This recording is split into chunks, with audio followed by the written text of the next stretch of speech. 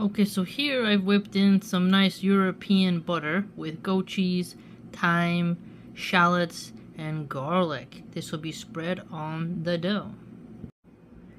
The bread has risen.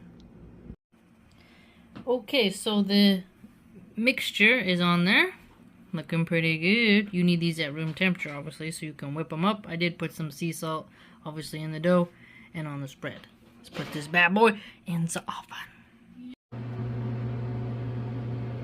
Alrighty, smells absolutely remarkable. Color, phenomenal.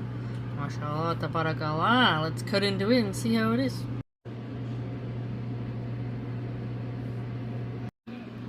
Looking so pretty.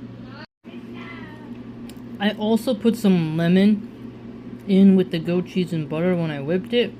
Man, that turned out great. With the thyme, subhanallah. Woo! I love cooking.